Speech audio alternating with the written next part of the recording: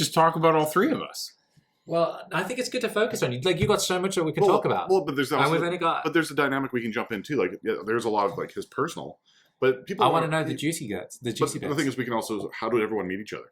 Like you and I, we met through our brokerage. We got licensed similar times. Like the fact that you. I used to be convinced you slept under your goddamn desk because he's the only person who beat me to the office. And he was still there when I go home from my night job at 3 a.m. I'd be driving home. His car's still there. I'm like, I don't think he lives. I think he goes home. Like, it was crazy. And then he's walking around with a baby during the day at the same time. I'm going, what is wrong with this man? Like, you want to feel like an underachiever? Hang out with Taras in 2014. Yeah. Like, right. That's true. Right? So at that time, it was crazy. But that's how I met Taras. Like, we were the only people in the office half the time. I met him in the office. Doctor's office? Jeff brought me in there. and That's right. Yeah. It's like, meet my buddy Taras. And I was like, all right, let's sit down. And then he was like doing SketchUp. I'm like, man, you're fast at SketchUp. And I still have never used SketchUp, but like... Yeah, like the guy's got nothing but hustle in him when he wants to go. It's... But me and him are sort of similar in like one main aspect, right? Like, because, you know, he's been obviously helping me learn the ropes of real estate. Like, he's just like firing through contracts. Like, I actually know what I'm reading here. And I'm like, dude, you're going to have to let me do one of these or I'm never going to learn how to do a contract. But then Jeff would come over and we'd be doing like Revit. And I was like, oh God, this is the most painful thing I've ever had to watch is someone else do Revit. And they're so slow and he never uses it. And I was like, he just let me take over. Yeah. Well, what programs are we talking about here? Because these are things I've played with, so these are architectural software. I figured, yeah. So it's like and every designer has a preference for a different software. But when you meet someone who's not as efficient as you are in the system, it is so frustrating. Like you have to have so much patience. Some people are just gifted in drawing and modeling and stuff, and they know what they have to do. And then some people that take way too many steps in like building something. There's shortcuts to like creating volumes in a way, like in the shortcut keyboard and everything. Like some people are just better at it. He's really good at drafting. I'm good at modeling. My friend Jeff was somewhere in the middle. He's really good at building. Yeah, he's really good at building, and his mind is amazing, right? So, So, he's smart, dude. Like, if there's a guy in this world that I will follow to the ends of the earth just to like watch his life, it's Jeff. Yeah. Like the guy's got the coolest life I've ever been a part of, and I'm so grateful for it. This is your friend on the street? Yeah. So I met him at BCIT. It was like the first day. Me and him were standing in line together, going to class, and it's just been. That was lucky. That was so lucky. Yeah, right? Out of everyone, you met Jeff. That's cool. So, but you know, like when you use Revit, it's more of like it's good for architecture, but it also has engineering components. And I never knew when I started this whole thing whether I wanted to go into architecture or engineering. And it turns out I wanted to go into baking and real estate. So welcome, our new team member. Building designer, engineer, baker, realtor, and I make candles on the weekend just for fun, you know. And wallets too. Little wallets. The little wallet you made me for Christmas was beautiful. Yeah. You volunteered to save children in Africa too on your spare time. Well, yeah. Of course. What else are you doing in all your spare time? This is a problem. You become like a jack, right? Like I'm a master of nothing, a jack of all trades, well, that's totally not true. You're really skilled at a bunch of stuff. It's just like this is why I want to live to 10,000 years. And my wife's like, why do you want to live to 10,000 years? I was like, there's so much in life I want to experience. I don't understand how people can cram this into like 100 years. If they're lucky. Yeah. And they're lucky, yeah. And so I want to do everything. And then she's like, well, I'll probably be dead. I'm like, I'll marry a blue girl from another planet. It's fine. I'm sure in 10,000 years it's going to be like Fifth Element sort of idea. I promise you that I won't marry another blonde. You know, but she's not really a blonde. She's more of a brunette. But she just keeps lost it blonde. So. Yeah. Well, I told her, I was like, Heidi Klum has been like the girl of my dreams since I was a teenage kid. And she's like, but Heidi Klum, you know, we've watched her on America's Got Talent, and she said some funny things. I said, You know, in all the magazines, she never said a word. I think mine was Nikki Taylor back in the day. I don't understand why you like tall blondes. And then I like look at my wife and I'm like, you're a tall blonde. Like, I don't know what are you talking about? Yeah. So, That's awesome. So what made you get into real estate then, Brandon? Well, the easy answer? Yeah. My first broker. It was my aunt. She approached me when I originally came to her when I was 21, asked when I was actually just living at the top of the hill here. Yeah. And I wanted to get into real estate. And she basically told me, she's like, no, you're young and stupid. Go away. Flat out. I'm like, okay, that hurt. Okay.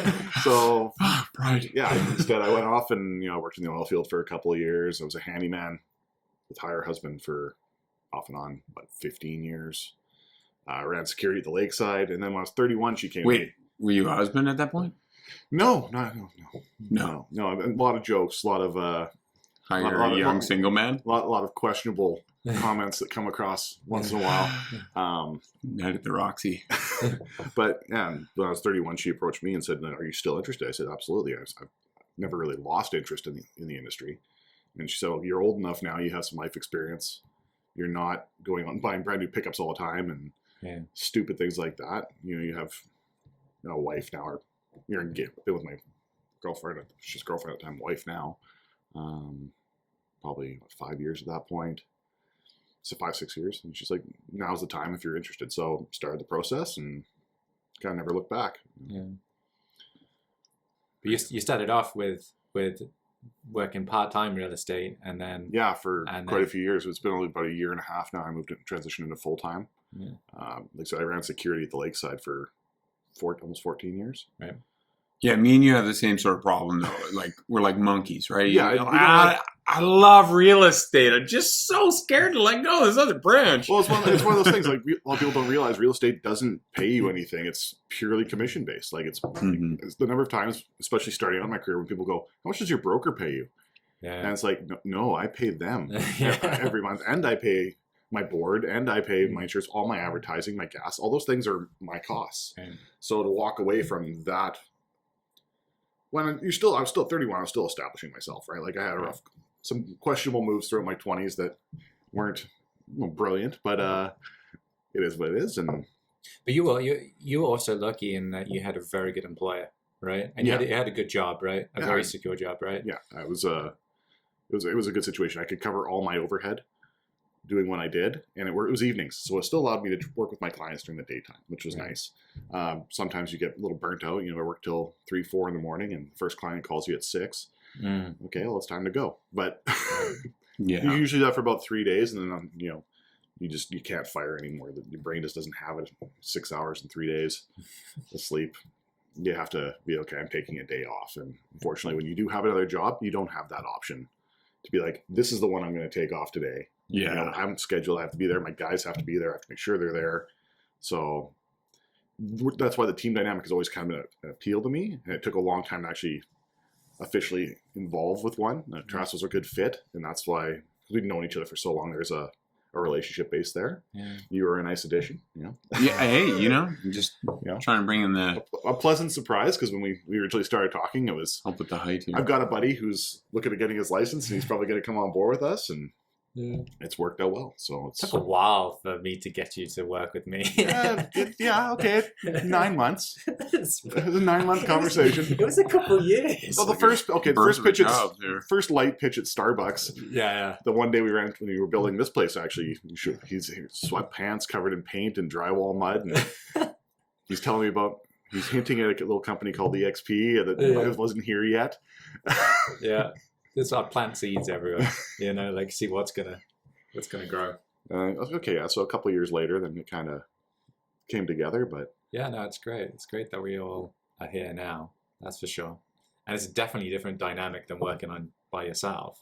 Yeah, it's nice to be able to bounce ideas off each other, and if you have questions on where the market values are, things like that, it's nice to have those sounding boards, right? You can think but someone has a different. We've done this already a couple of times where we have a slightly different opinion on what something's worth. Yeah. Right. So that's like the strangest thing I've had to face so far. Is like it's amazing how many people. Oh, like what do you think my house is worth? Yeah. Oh, what do you think this is worth? what do you think we should make an offer on here? And I was like, Jesus Christ, I don't know. Right at the moment, I'm like, right, like the valuation of a home is such a very... And it's doable if you know the house. I love the ones where someone comes to me and is like, hey, I live over on this street. I got a 3-bedroom, 4-bath. What do you think it's worth?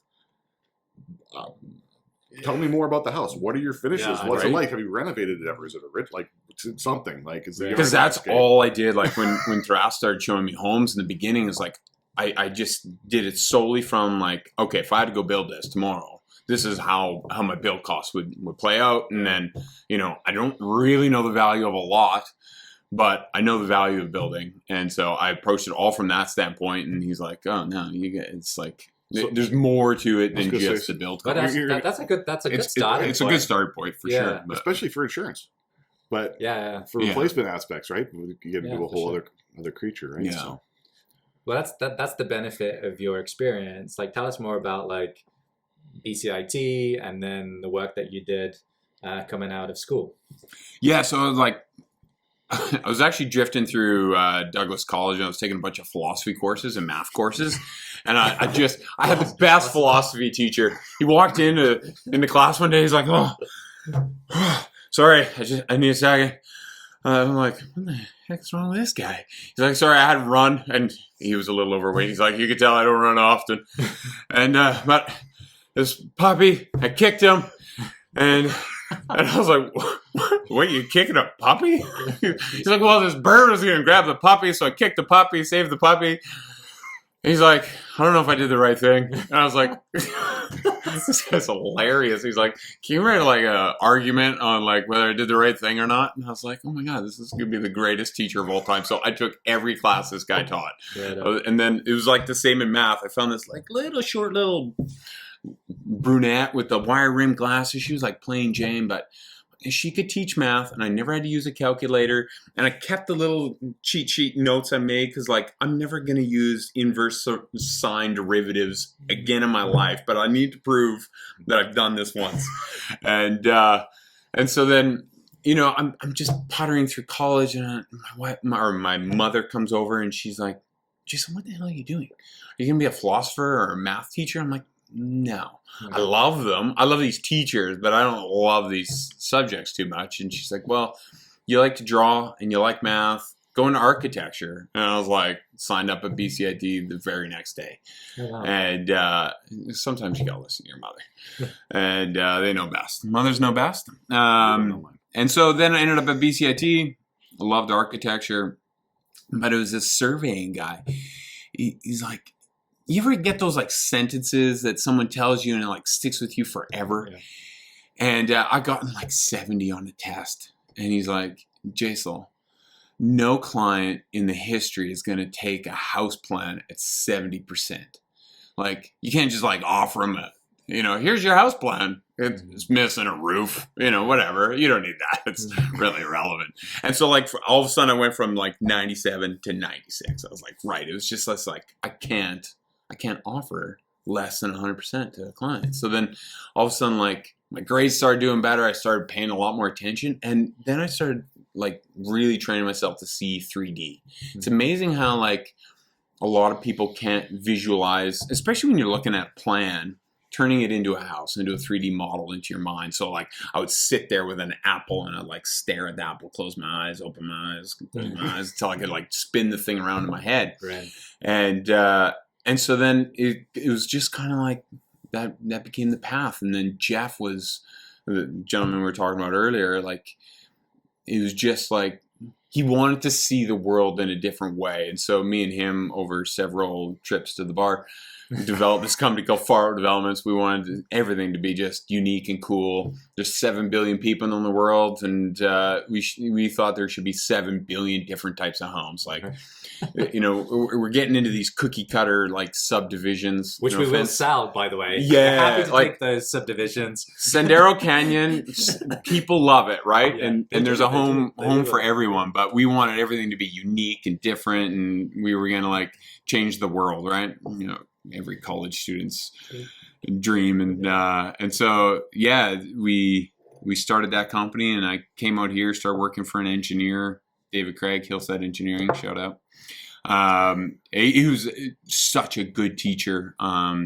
He let me design a first home, and then it paid me to go work on the home. And all of a sudden I was like, right, I thought I was just like the cash pajamas coming out of college, you know. And so I drew up this home, and I go out with Brooks Lancaster. Another shout out to Brooks. Thanks, buddy. And I'm starting to build this house. And I was like, this is the worst plan ever. I'm like, where's this dimension? Brooks is like, yeah, where is that dimension? I could really use that. I was like, shit, my plan sucks. So I just like completely threw out my whole plans. And that's when Revit came in. This is like this 3D modeling program. So whatever wall you drew was instantly in 3D. And so it made the house plans, you didn't have to overlay two-dimensional plans anymore. And it was great for clients too. And so that was kind of like my transition through college. I kind of breezed through that. But yeah, so then me and Jeff started Far Developments after about a year working for Dave, maybe 2.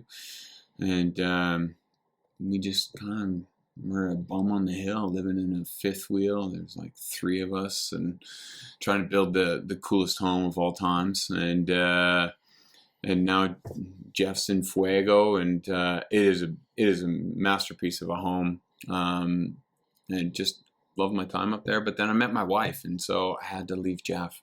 I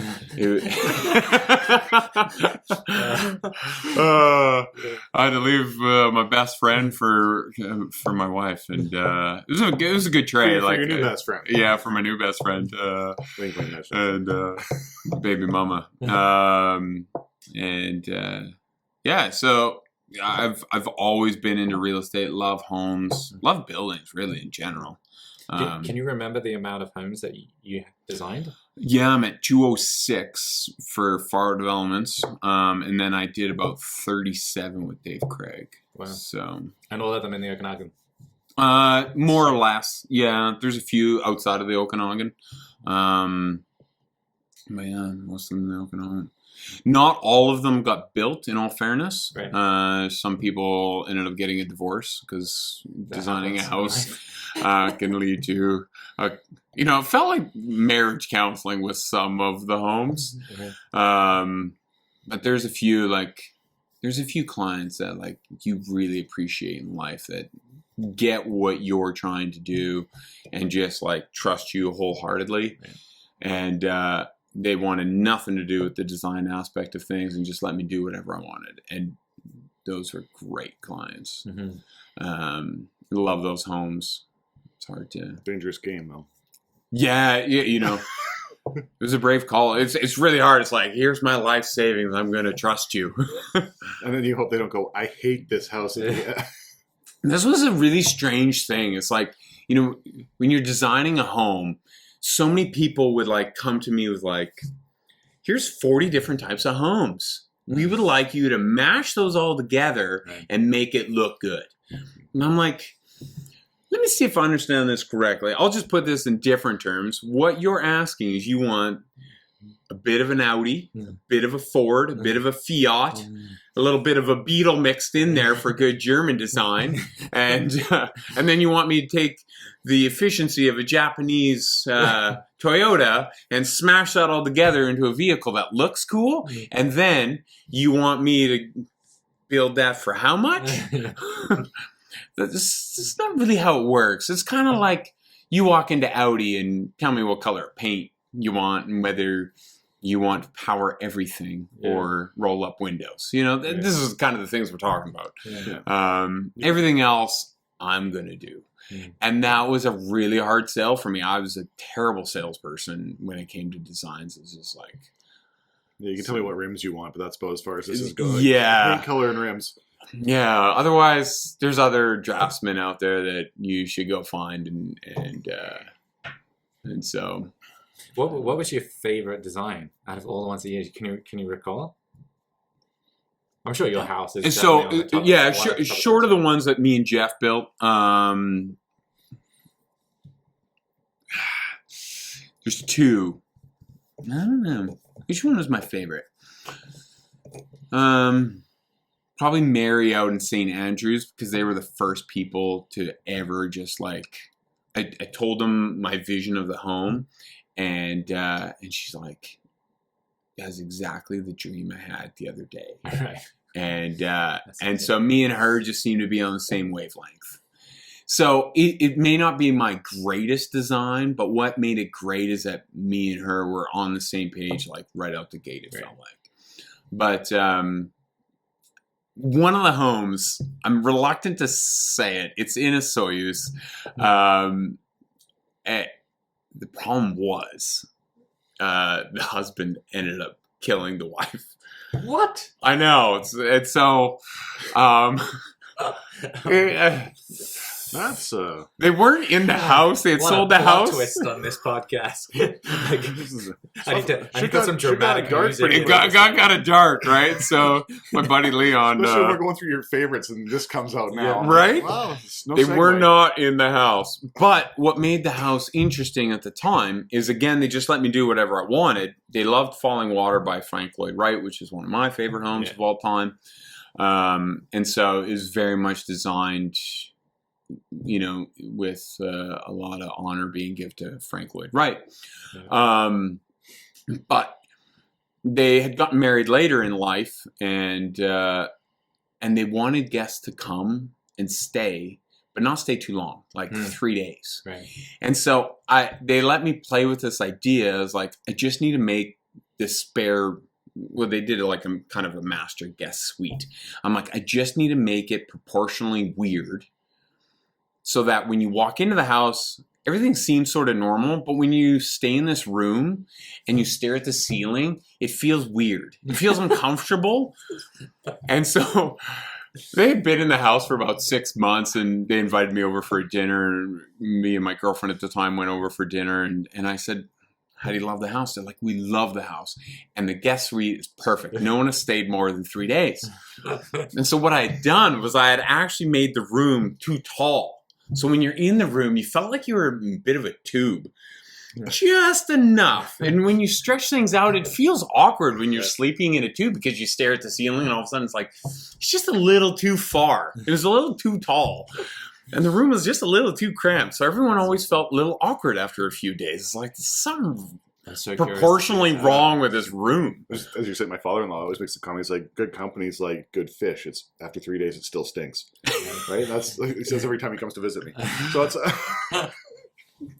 No. So those are my two favorite homes. But yeah, one's got a bit of like an asterisk now next to it. It's like, Oh, that's a good story, though. Yeah. Not for the people involved, but yeah. Yeah. So tell, like, so you designed all of these homes, and then the next evolution was to build homes or build properties.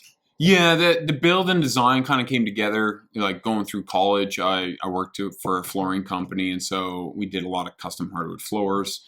I was a TA in wood shop in high school, so I've always been, you know, competent with my hands and a power tool.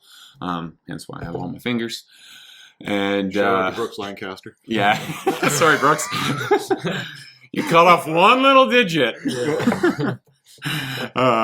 Never hear the end of it. Yeah. I had to. I couldn't. Well, Dave Craig, I'm sorry, Dave. He also ran his hand through a table saw. Youch. Wasn't Brooks's overhead crosscut though? Yeah.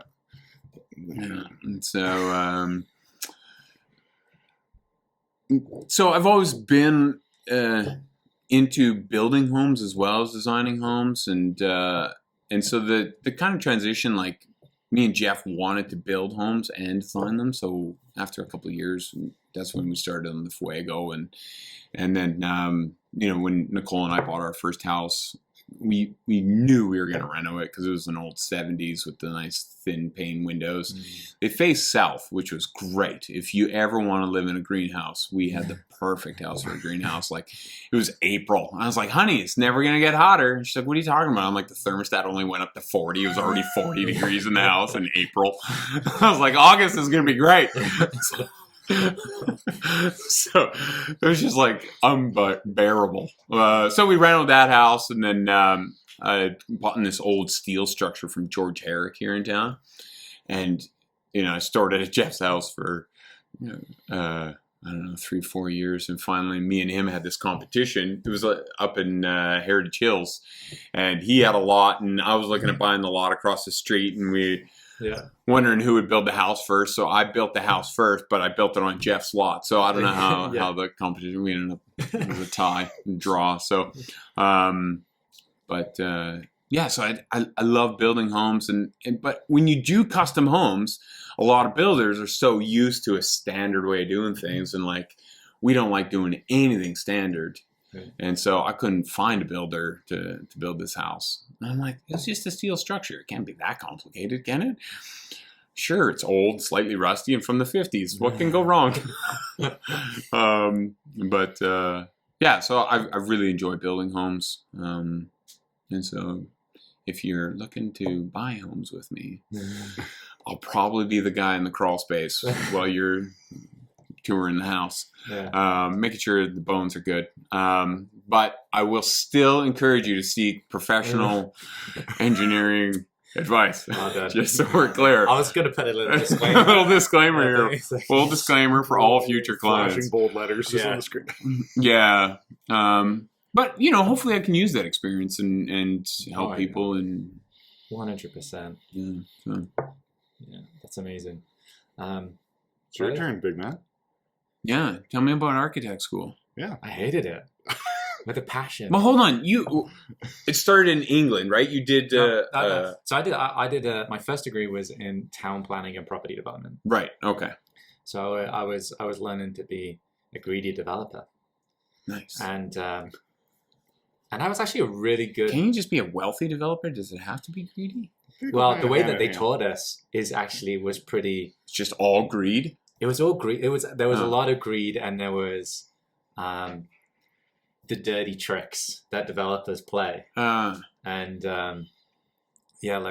property law is a bit different in England. So some of the tricks that developers did to be able to like acquire properties with like putting squatters on and all those was pretty interesting. And it's not as regulated for like real estate agents in England. Hold on, so you put a squatter in the property and then you're able to kick them out later once you bought the property? Yeah, because there's squatters' rights after a certain amount of time, right? So the squatters will squat there for as long as they can, and the asset's depreciated now because there's squatters on it. So the developer comes in now and like offers the property owner a much lower price, but they'll deal with the problem. And there's a lot of not such. I feel like this practices. is a good gypsy job, Yeah, there's lots of that's why there's lots of gypsies in England, right? There's other things like if you don't know who owns a piece of property, a developer would just stick a for sale sign on that property with their telephone number on it. Then the landowner would call them and say, "Get that sign off my property," right? And they go, "Oh, well, are you considering selling it?" And that's how they get in contact with the property owner. There's so many little tricks. It's really like we learned like this is the stuff that we didn't learn, like we didn't write in any of our assignments or anything. But it was actually good to have. It wasn't part of the actual curriculum. It was just. No, it wasn't. But I feel like I would have liked these teachers though. Yeah, no, it's like honestly, my philosophy teacher. Like my favorite last it was a 3-year program. It was like the last year was the best because we had. A new director of the program, and he came from the property development world. There's a lot of professors out there that are in the field, but they've always been in academia, right? So we finally had someone who was in the business and who's like, this is actually what happens. This is the way that we want it to happen, and we're going to write about this, and we're going to do assignments based on this, but this is what actually happens in the real world. And it was so refreshing to have someone who was so transparent about it. But I actually really liked doing that degree because it was super practical. But then when I finished it, I was like, I don't want to be a greedy developer. I want to go and design buildings and work with people and like be an architect. And it'd be so nice to design a beautiful building where a family gets to have those amazing memories. And then I was in architecture school for 4 years and I hated it. Because I was too practical and I was too logical. Like I couldn't get the developer mind out of my right. Like it's just so integral. Like I always want to see value. I always like density. I always like functional floor plans instead of like artistic sculptural houses. Like I was never really an artist. I was always like, let's make it cool, but make it boxy, you know, like, so I just wasn't made for the architecture program at UBC. I was also young. Like I finished my first degree when I was 21, and then I started the master's program when I was 22. I just didn't think I had the life experience to take advantage of that degree. So when did you run across North America? When I was 21. Right after school? Right after my first degree, I jumped into my master's program straight away, but I was completely burnt out at that time. So I was like, oh, you know what? I'm just going to take a year off. And so I moved from England at 21 to Vancouver, and then I just traveled Eastern Canada, US, Cuba, Mexico. And I just did like 9 months of running back then. And then I came back into architecture school, and I had a lot more cultural experience, and I was not as burnt out. But then I went into architecture school, and it just it wasn't easy for me. It wasn't easy for me. I wasn't a natural at all. And I think every architectural program in Canada, Dalhousie, McGill, U of T, UBC, like they all have a different maybe ethos, or like how they teach it. Like some of them are more engineering based, some of them more artistic based, some of them are like more planning based. I think I was just in the wrong school. Right. I was. Isn't UBC very art based? Yeah. And I like being the developer that looks at numbers and practicality of actually building something. Yeah. And they're saying, well, if it defies gravity, it's okay. Still design it that way. And I'm like, how can I do that? Like, it's never going to get built. And the professors always said, it doesn't matter. You'll learn how to actually design buildings after you finish your master's program. I'm like, then why am I doing a master's program then in architecture? I hated that. I was like, I'm spending 4 to 5 years here. Like, I want to know how to do it so that once I'm graduated, I could actually start designing things. They're like, oh, no, you should enjoy the schooling. I was like, oh, no, that doesn't work for me. But at the same time, I was like, it was a real struggle for me because, like, all my funding for schooling was in British pounds, and it was the recession, and I was so worried about like just living and getting by while doing my master's program, which was all intensive, and not being able to work because I didn't have a work permit while I was a student. So it was really, really difficult, and I never slept for like 4 years, and I never took a day off for 4 years. So it was very, very difficult phase of life for me. But the best thing that I got from architecture school is when I was just about to start my thesis, I was like, oh, I want to do a thesis in winery design. And that's what brought me to the Okanagan. Yeah. So that's when I met Paul and Julie from Pentage Winery, best wine in the Okanagan, everybody. And we just started the design projects on their property.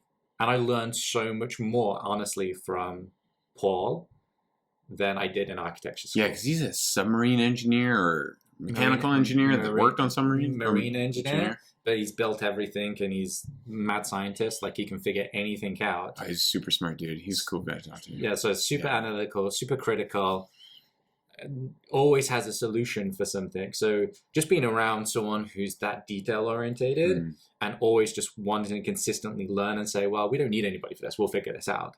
Like, I've always had that mentality, but when you're around people who have that mindset, you're just always coming up with solutions and always learning and absorbing information. So he was the best person to work with, even though it frustrated the hell out of me that I redesigned his house 1,000 times, like, and it was painful. But I learned so much from it. Yeah. And but after that experience of like designing with him, I kind of was like, I don't think I want to go into architecture. It's a lot of just being behind a computer. You don't actually interact with the client as much, and you're not out and about as much as you would like to think. And And then I got into a car crash, and that's when everything changed. When I was like, I'm totally out of architecture. That was my epiphany moment. Is when I got into a car crash, right before, like 6 months before I was supposed to graduate. Yeah. I was like, nah, I'm out. I had a head injury, so I had to like take some time off after my car crash. But soon after that, I met my former partner, and we had Lily, and I was like, I'm not meant to be behind a computer or for 16 hours a day, you know, like, and on the weekends, I'm not meant to do that, right? So is that injury why you wear sweatpants to construction sites as opposed to Carhartts or any form of... No, it's just like whatever clothes that I could fit in at the time is what I wore. I was just wondering if it was a comfort thing. No. Oh yeah, I'm just... You don't always see like, the sweaty... Right now I'm wearing sweatpants underneath. Yeah. Yeah, it's nice. The old pajamas. We don't stand up in podcasts. No one appreciates someone in gray sweatpants swinging a hammer. Yeah. Oh no, that's so funny. Yeah, no, I just wore whatever was around, and I just kept on reusing the same stuff. Yeah. Yeah, no, that was an interesting time. It was like when I stopped schooling and decided not to finish the program. That was a big deal. Like I felt like I potentially I was like letting my parents down because they helped me in pursuing that. But I just looked at it really practically, and I was like, you know what, I enjoy the conceptual design and the development aspect of real estate and architecture, but drawing the details for hours and hours, changing floor plans, and we both know, like, as soon as you make one little change, it changes everything, and everything has to be redrawn, right? Yeah. I was just like, I don't think it's my path is to be an architect. That is the best thing about doing your own house is... Well, I never say no to any of my crazy ideas. Yeah. And I've had some doozies, I think. Like even Jeff was questioning my life choices when I was doing the last house, and I think he's pretty happy with how it turned out. But you know, it's a freedom that you're not. You can have some good clients for sure, but you know, you're doing your own things. When people don't train in architecture or they don't study architecture, their norm is the things the spec homes that get built around them. Yeah. Like that's like 95% of the things that they see. So it's really hard to not look at a house and go, well, where's the chandelier in the foyer and the big foyer with the big grand staircase? Because this is just all the stuff that gets built there, right? So when I was designing a few buildings, everyone was like, I was like, why do you need such a big foyer? Why do you need this big, elaborate stairwell? It's just something that you go up and down and you never spend any time on it. Yeah. Like, it's better if we make it really efficient and give the floor plan back to the living room or the kitchen where you actually spend most of your time in that space, you know?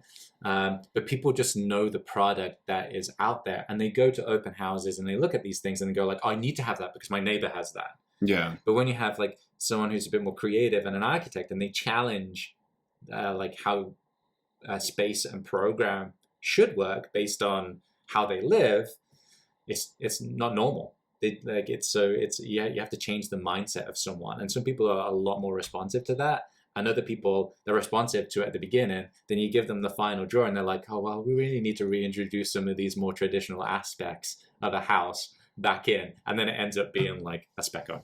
Well, I don't know how you guys find this, but I found that really difficult when I was designing homes for people. Is like, I really actually wanted to like, can we go hang out for like 5-6 days so I can really get to know you and understand you? And because a lot of people give you this list, this is what I want in my home. Right. And then all of a sudden, I think you were talking about this earlier today. It's like you find someone at home that maybe had 3 or 4 things on this list, but then they would never have looked at this home. Sometimes and then all of a sudden you put them in the home, they're like, oh, this is the perfect home. Yeah, sometimes the list is gone. You just you find someone that just kind of has a vibe that tells you it's them, and you get a house and it's exactly what they were looking for, and they had no idea that's what they were after. Right. Yeah. Right. But like, can you do that without really getting to know your client? Or do you have to really know your client in order to do that? I wouldn't say you have to really get to know your client, but you have to spend enough time to kind of get a feel for their personality type, their lifestyle. Right. Yeah. So it's just asking those key questions in the beginning and building that relationship. Yeah, for sure. I think it's one of those things where, as a real estate agent, you need to know that you hit the kind of must-haves. Yeah. Like if they've got however X amount of kids, you know you're going to have to get the right amount of bedrooms and all that kind of stuff. But there's, and after a few showings, you kind of feel, you get a sense of their aesthetic style. But sometimes there's just like a magic property that comes out with a real cool character to it. And it's like, well, everybody would like this because it's so unique. Yeah. And I feed heavily off body language. Like after you spend a little bit of time with a client and you walk through a property and you get a, no, this doesn't fit. You start to pick up on their physical cues. Right. And so like, if I use Karen as an example, like we saw properties and I'm like, I'm looking, she plays her cards pretty close. And I said, I'm looking for when you can't hide from me. Right. But that's when I know it's the right place for you. Right. And it's true because people, it'll be like, if they're tight, they'll calm when they're in a space. Just, you'll pick up on cues as you go. And that's how you're really going to get to learn them. Because not everyone's, people will be as honest with you as they want to be. Right. But there's certain things you just can't hide. And like, did your background actually give you? Because like I can't pick up on a physical cue. Working in the bars, but like working in a bar, for 15, you start to pick up on people's. Yeah, that seems like great training actually. When you like, it's more beneficial for de-escalating a situation, but it's both could be helpful. Depending, I'm not building houses where people are nuking each other, but it's I guess it comes in handy more than I thought it would. Right, just because it just becomes second nature after so long. Yeah. Right. So I think that's why I lean really hard towards that way because it's what I see. Right. Right. I focus on my clients more than I ever focus on a property, and I hate to say that, but that's the truth. Right. The right property. I said this before. We're not selling a house. The property has to sell itself. Our job is to facilitate and make sure the client is happy. That's the ultimate goal. So make sure the client gets into that right house. Right. So like I said, if I see all of a sudden someone's body language loosen up and they're invested, okay, now I know we've hit a nerve, and it might not even be that house they buy, but now I've got a clear kind of direction to put them in. Mm-hmm. Yeah. Right. So like, so we can start off looking like, I want to be in this neighborhood. I'm adamant I have to be in this neighborhood. My daughter's best friend goes to this school. Okay, well, that's great. Penticton's 8 kilometers end to end. Yeah. You know what? Yeah. They can get together because now I'm showing you we're not in Wiltsey, now we're in Uplands, and this house is everything. Right? To make you comfortable. It gives you that space. The yard's the right thing. Sometimes it's not the house. Sometimes it's the yard, the location. It's just like I said, you have to find that chord that makes your client happy. Yeah, and some clients are like, they're all about the feeling aspect of a house, and there's others that are like, there's a checklist. Yeah. It does this, it does Oh, this. 100%. Right? But even they'll cave for an emotional side unless it's an investment property. Then it's a whole other bag of worms. So just throw everything on your sit out the window. Yeah. Because then it's all about numbers. Yeah. But yeah, anyone, even the checklist people, that checklist can fall apart really fast if it's the right feel. Yeah, it's like the checklist, the stereotypical checklist person is like the old geezer who's just like, if it's got all of this, my wife will decide on the house. But then you get him into a massive garage and he lights up and he's like the happiest guy ever, right? And he's like, I love this house. It's like we're in the garage. That's why, right? That's like, perfect. Yeah. So and he's in the garage and walking around the outside looking at storage space. It's like, this works. This works, yeah. I feel this. Yeah. That's amazing. Yeah, checklist people, they're a fun one. Yeah. So tell us more about your background, Graydon. Mine's pretty simple. I jumped around a lot throughout my 20s. Yeah. Like, it's one of those things. Like I could say, the pitch, like my grandmother was in real estate, my aunt was in real estate, and that's how I got into real estate. Right. Is it 100% true? No, I would say no. Diana was a huge influence. Like spent a lot of time hanging out with my cousins they lived across the street, were 3 years apart from her youngest to me. So they were more like my siblings than they were my cousins. Right. And so I spent a lot of time with my aunt and being around and seeing what she did. And so that kind of stuff, I think I had an influence and kept that interest. Right. And then neat houses always have appealed to me. There's no doubt about, like, when my Auntie Darla built her house up Juniper Road, it was just listed not long ago. It's a time machine because it's still from 1998 when they built it. Yeah. But it was just it was a cool aspect. So you started to play with those things and see what the difference is. Because my house was a box. It was a rectangle on top of a rectangle. Mm-hmm. Staircase in the middle, just basic, like 1970 special. Box picture windows over the door, or over the stairwell, so you could see from the living room to the kitchen. Yeah. It was just very cost efficient build. Yeah. Right.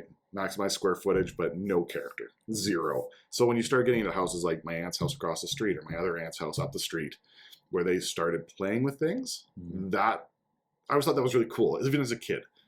Right? I like weird houses that don't make sense. Right? There's just an aspect that even as a kid, because it makes you want to explore. It brings out that little kid in you. Like, where's this go? If it doesn't make sense, like. Do you like that geodome going up Summerland Hill there? No. The tennis ball? No, I don't. I'm not a huge fan of the tennis ball. I'm not a huge fan of the concrete bunker that's built over by the dump. There's certain things that don't play well with me. I lean more. Did that one finally sell? Yeah, I think so. Yeah, but I think they finally put a pool on it, which was funny. Let's build a west-facing or a south or northwest, no cover concrete home with zero character. I apologize to whoever built it if they ever watch this. And let's put no pool on it, surrounded by dirt. We get a lot of north winds here, so let's put it also south of the dump. Like, there's just asked $2 million. I don't care. I don't care. I think it was just way higher for years. It was like 2.6 when it came out, wasn't it? No, it was like more. I think it sold at 1.9 or something. It didn't, or 2.1. I think it was. But they had to put a pool on it at least because take advantage of the view. But originally it wasn't there. I'm like, what is happening here? Is there any harder area to sell in Penticton than Spiller Road area? No, a lot of people like to be up there. Spiller's got some nice acreages, and that's like at the very top. Yeah, you go up past the dump, and you're getting it. Once you're above it, actually, you don't get any of the funk. The water can be challenging in certain areas of it, but some other areas are That's good. kind of true throughout the whole valley, though. But you're getting that. You're into those 10-acre parcels, and it's 10, 15 minutes from town. Like, it's kind of like getting up in Bear End Road. Those areas, you have to have a specific person who wants that. Yeah. Right? Tough areas to sell in Penticton. Oh, that's another podcast right there. And I know there's certain areas But the fact is that every neighborhood will sell if it's priced right. Like everything will sell. Yeah, I was gonna say anything around the event center has kind of been a tough one forever, but they're moving now. So they're moving now because they've been it's being gentrified a little bit. Yeah, so it's gentrified for sure. Yeah. So tell us, you were working a lot with your cousins for a good few years there. Are your cousins real estate agents too? They were. So Diana and both her daughters actually. Mm-hmm. So when I got licensed with Sutton in Penticton here, Sutton Power One, which is no longer, same office Terrace and I met in. Diana, that's my aunt. She was the broker, the managing broker.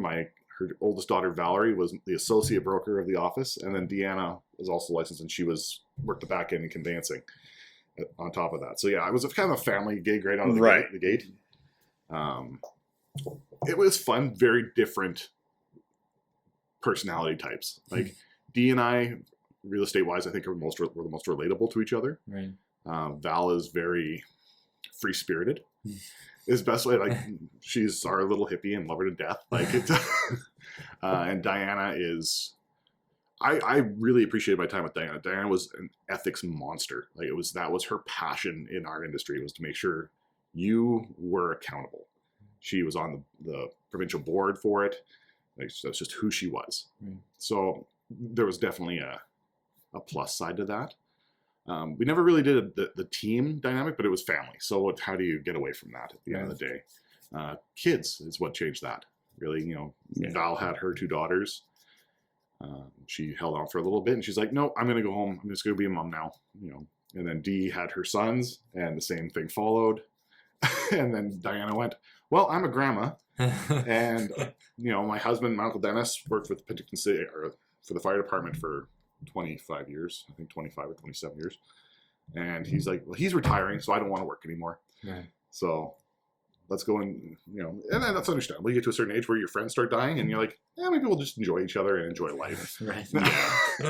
Right? I can't hold that against anybody. No. So, I transitioned over to another brokerage in town, and it was great. Really good people. But it just got time. I needed a change. I needed to get back into more of a team dynamic. It was one of those things. So that's why the conversation after a couple of years with Terrace and I kind of happened and got a little more serious. Like, hey, how's it going? Hey, well, we're all dads now. Yeah. My son was born in November. Big change. It's I've been basically in a support role. It's funny after 40 years of putting yourself pretty much first. You know, I have to say my wife, you know, close second, but and then all of a sudden my wife always said that too. She's like, "You're so selfish, Jason. You're always just doing stuff for you." Well, the thing is, I hate to be that person, but you know, you have a couple of rough relationships over the years, and until you have a kid, it very much is. You could be gone at any time, and it's always going to be me. So I have to make sure I'm taken care of, and it's a selfish way to be at the time, and it's very eye opening. Like now, I couldn't imagine my dynamic changing. Yeah. Right. Whereas before, it's like, well, if something were to happen, I'll survive and I'll figure it out. Yeah. Right. But as soon as he was born, it just changes your whole mentality on everything. Right. Yes, because well, I'm like this little jerk. I don't want anything to ever happen with him. And he loves her way too much.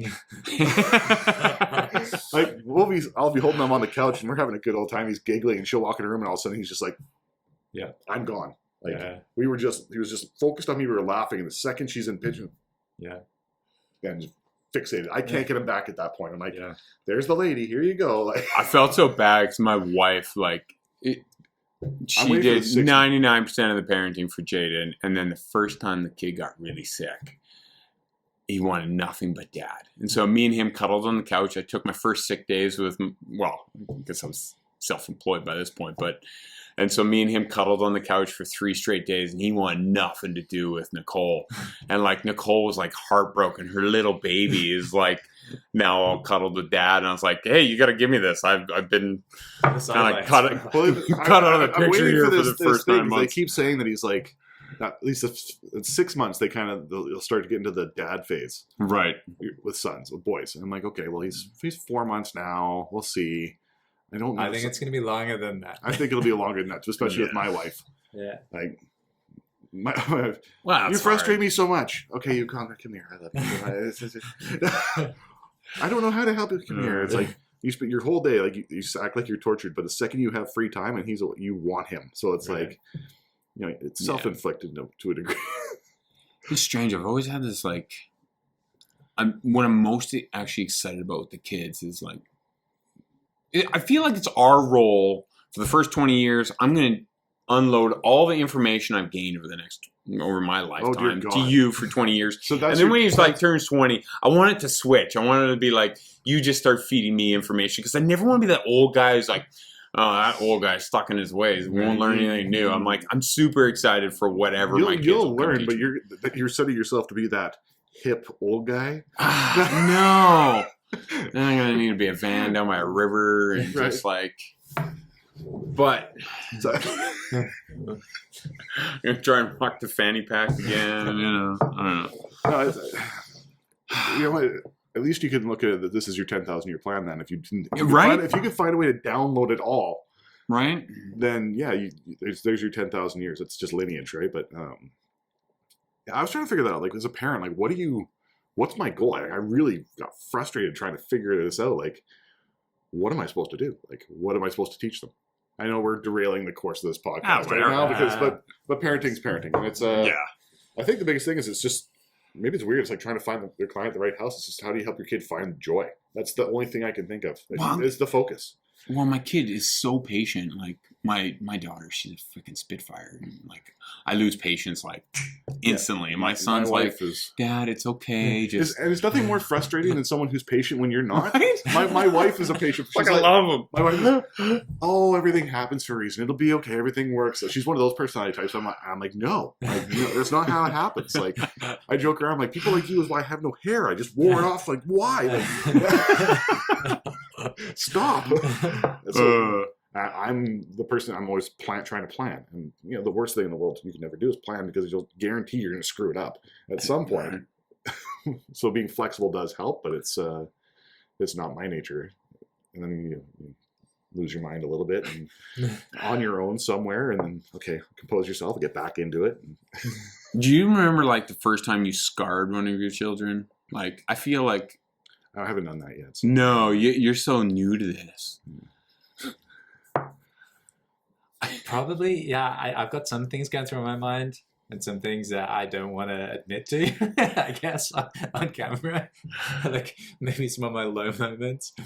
I don't know. I think what it is like the hardest, most challenging thing for me with the kids before I finished building this house was just being present with them.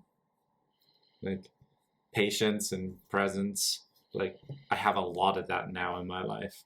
I'm really close to them and I really listen to them. But before, life was so like busy that I was here, but I wasn't here with them. And I feel a lot of shame around that. And I beat myself up about that because so many years passed where I was like, oh, I wish I just was able just to take off my realtor, developer, building hat and be a dad in that moment. I think that's probably the thing that I'm most regretful for, or the things that I want to like. Yeah, but there's an aspect to it, right? Like playing the provider role was your obligation at that time, right? 100%. So it's one of those things where that was your hat to wear at the time. Yeah. Right? Now you have the ability where you've gotten yourself in a position and they're more relatable now. This is where memories, I don't have any memories pre 4 or 5 years old. Right? So this is where you're going to set those memories that stick. Yeah. Right. And so your timing is almost perfect. So don't beat yourself up too much about it, man. Like, no. Like at the end of the day. Yeah. Yeah, I think it's more so like my daughter's 10 years old this year. Oh my God. 10 years. That's crazy. That's gone so fast. I remember you bringing Lillian and wow, that's crazy. Right.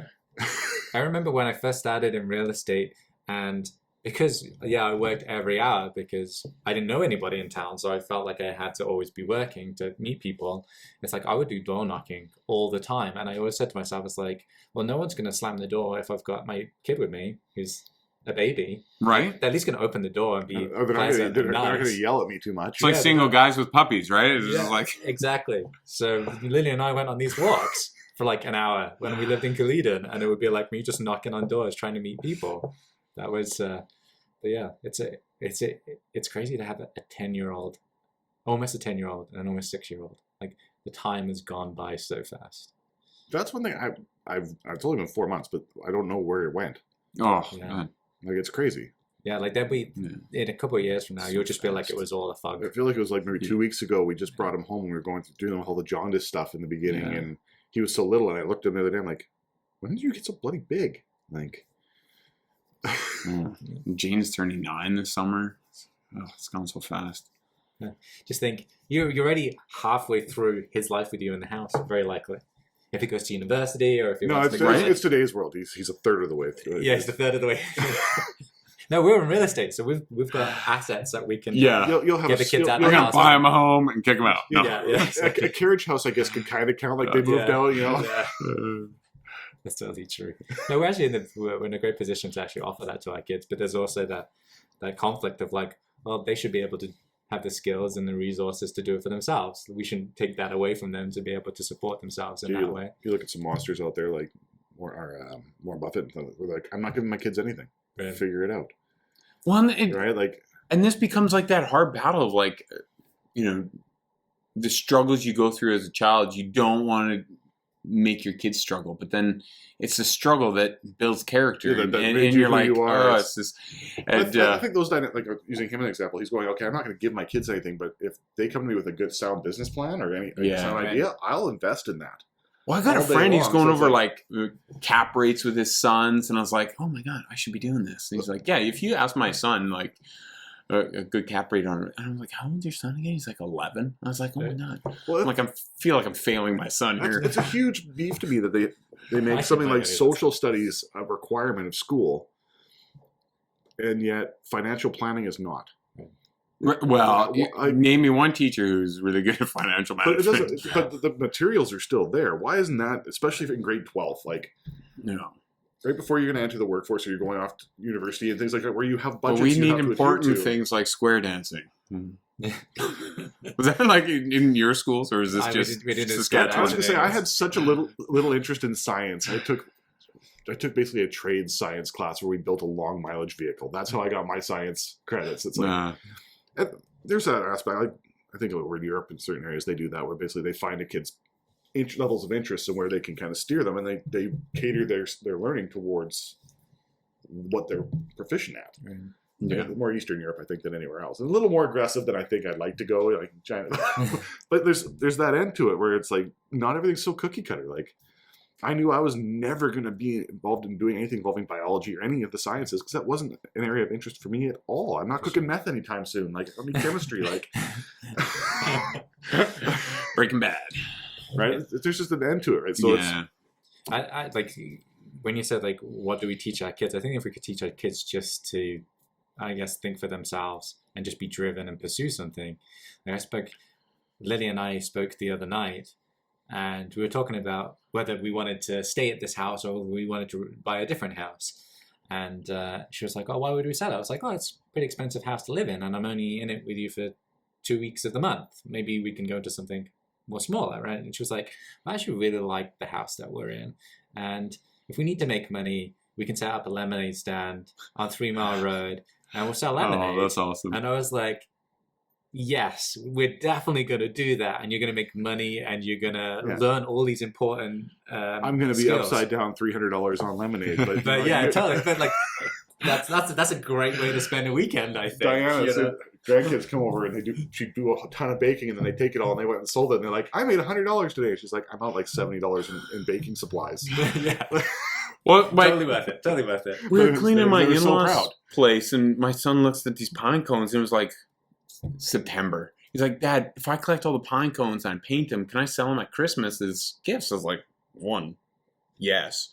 So we go to the local building supply store, and he's like, okay, I'm going to get all these spray paints. Fills his cart with spray paint. He had 100 cans in there. I was like, okay, well, let's run some of the numbers, buddy. I'm like, how much are you selling the pine cones for?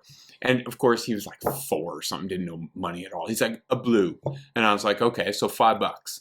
I'm like, well, each one of these cans is 2 blues.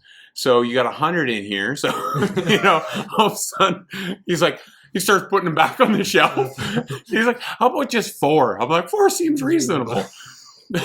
And so then we spray paint them, or I spray paint them, and he gets me to do all the work. And then we go out and selling them, and we're going to all the neighbors. And the first neighbor, Dale, he's unbelievable. He's Uncle Dale to everyone. And he gives Jaden $20 for a pine cone. And he's like, you tell everyone that Uncle Dale tipped you really good, so then you'll up the numbers. So he goes to the next door, and they're like, how much for the pine cones? He's like, a blue. And how about this one over here? A blue. How about these 6? A blue. I was like, sounds like the same price for everything. We didn't work on your pricing schedule. And then we go to Stefan's, and Stefan's like, that's not worth a blue. I'll give you $2. Jaden looks at me. I'm like, no, this is negotiation. You need to get better at this, right? Like, and he's a police officer who's in charge of interrogation. So good luck. Uncle Dale gave me a green. Yeah. This is where we need to work on this. Yeah. So this is where extortion comes into play. Right? Okay, well, I'll take your 2, but I'm telling everyone you gave me a 2, or Uncle Dale gave me a green, and everyone else gave me a blue. So you gotta get a cheap ass one.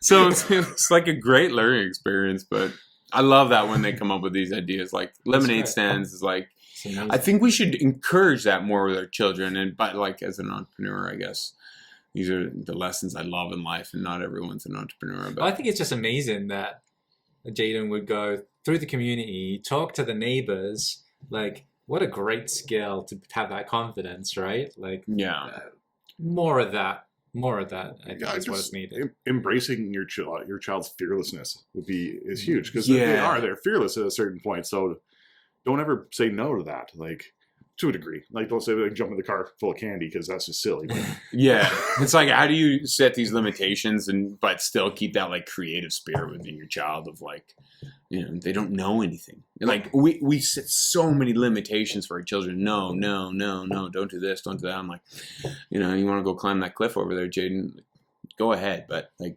let's maybe talk about some of the things you might want to have on your head. The pros and cons here. Like, slip, fall, crack your head. What do you want to wear? Oh, maybe a helmet's a good idea. I'm like, perfect. It seems reasonable. Go ahead. What are you doing, Jason? I was like, he's got to learn how to climb mountains at some point, Nicole. He's got a helmet on. She's all worried. I'm like, run the wild. Listen for rattlesnakes. Yeah, that happens in your neighborhood, eh? Yeah. And the decks and stuff? Yeah. Ace had like a huge, it was like 2 inches around. I still have never seen a rattlesnake in this part of the world, but really? neighbors have. I've seen one. We'll go Fairview. Yeah, I've golfed Fairview. I've golfed Ankeny. There's a spot though. Like, okay. I think it's on. What was that? The one where you're going up the hill and then they got that canyon that says "Beware of rattlesnakes," and then there's like sagebrush. There's a big dog leg that goes one way, and then there's a little par 3 where basically you're here. Yeah, and it's got all those like sagebrush. Well, it's got a kind of an open dirt area on the side. But Yeah. across is the green, and everything else is rough. So it's just a little par 3 you have to hit across. It's almost level, but it really messes with your head. Well, but I shanked one down below, and I'm walking in, and all of a sudden everyone's like, "Stop!" My ball, like literally, is right beside a rattlesnake who's not happy with me at all. I'm like, okay, I'll drop. Like it's one of like. I'm not gonna lie. I'm scared of anything that could kill me with one bite. Realistically, it's probably not going to kill you. Here. No, like no, you can get to a hospital quick enough. It's not that big of a deal. Oh, okay. Like black widows, I'm no longer afraid of because I got bit by one of those. I guess so. Like, there is that aspect. Like walking in the woods or hiking somewhere by yourself. Maybe if you're close to a car or something in the world, right, you can get help soon enough. They're domestic. Do you know anyone who's been bitten by a rattlesnake? Not off the top of my head, no. Probably my Uncle Bob if I ever asked him. But that's about the only person I could think of. I ran over one when I was like 9 with my bicycle out in Naramata.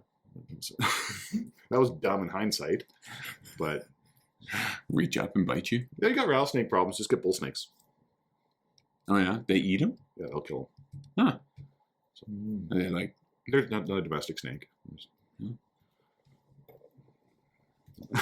We really went off. We're on a tangent. I love this kind of stuff. Right? It's not relevant, but it is relevant in a sense. Like, we did touch our rattlesnakes royally here. Like, don't go wandering off on smooth areas on a hot day. Don't go climbing rocks. You go out in Naramata. Don't climb on top of the tunnel in July. Oh yeah, is that like? Well, it's rock. It's a rock face. They're gonna sun all these things. You go find me a rattlesnake that's not dead on the road. It's doable. You're not going to get close. It's not like you're going to have fun with it. Yeah. You just want to go wander around and be like, oh, there's a snake. Okay. Play with it, try and catch it. Throw something at it, make it rattle. Okay. That is such an 8-year-old way of thinking. I just thought of in my brain. Like, I'm going to go find the snake just to piss it off so I can see it rattle and I'm good to go. That'd be perfect. Yeah, that's exactly what I want to do. And then have my kids there and then know to like back away. This is what you need to listen for. So you guys know I'm going to put a disclaimer on this. Is like, do not play with rattlesnakes. Do not play with rattlesnakes. Yeah, don't kill rattlesnakes. Don't kill rattlesnakes. They're protected here. Yeah. Bull snakes can nuke them all day long. So let them do their thing. Yeah.